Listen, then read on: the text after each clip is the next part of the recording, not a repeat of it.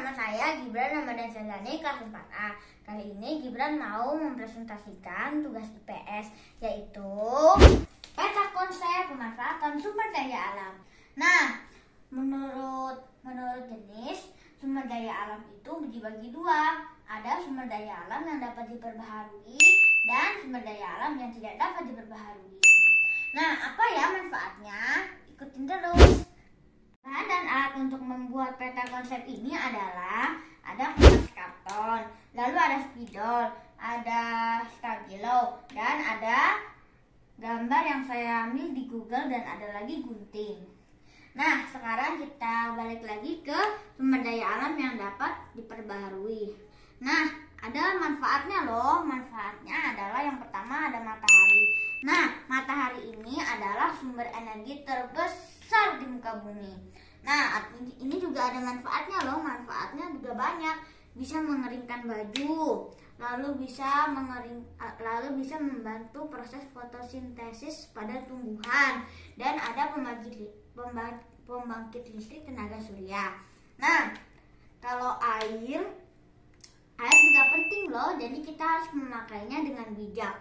Nah, ini kita juga bisa untuk minum, untuk mandi, untuk mencuci baju, untuk menyiram tanaman, dan ada pembangkit listrik tenaga air.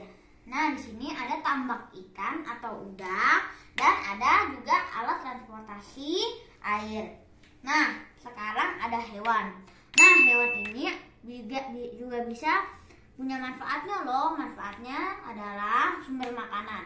Nah, di sini telur ayam kita bisa makan. Lalu ada daging sapi atau daging kambing.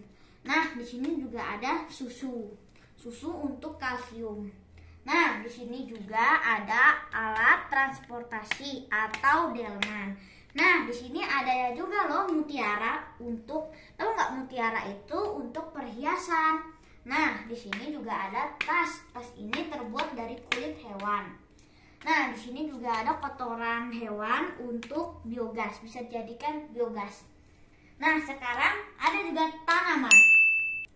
Tanaman ini bisa dijadikan makanan pokok loh.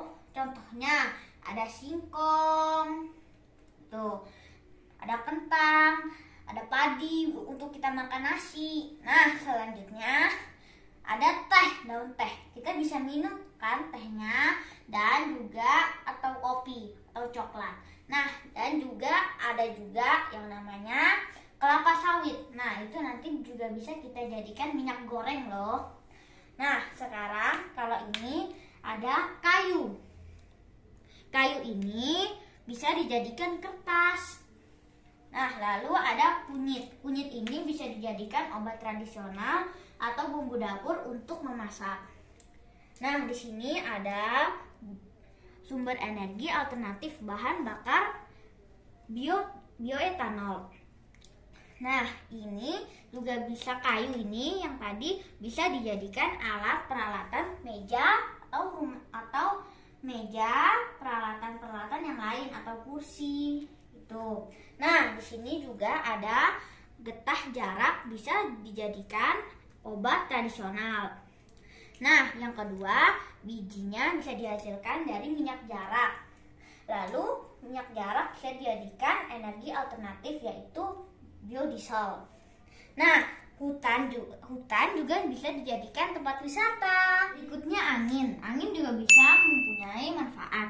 Manfaatnya adalah pembangkit listrik tenaga bayu. Ini juga bisa membantu penyerbukan pada tanaman jagung, dan juga bisa membantu pada olahraga terjun payung dan menggerakkan layar kapal nelayan.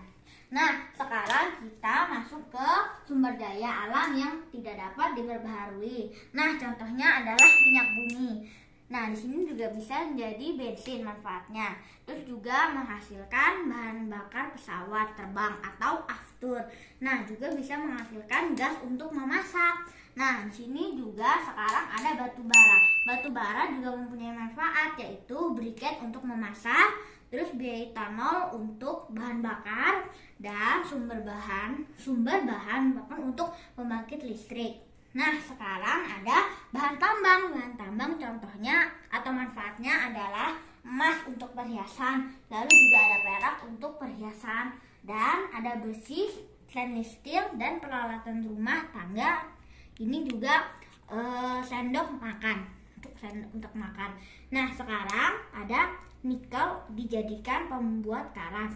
Nah, dan ini juga ada uang logam.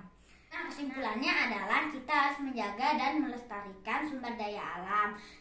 Jangan berlebih-lebihan atau boros ya, supaya generasi setelah kita bisa memakainya juga. Oke, semoga bermanfaat. Assalamualaikum, dadah.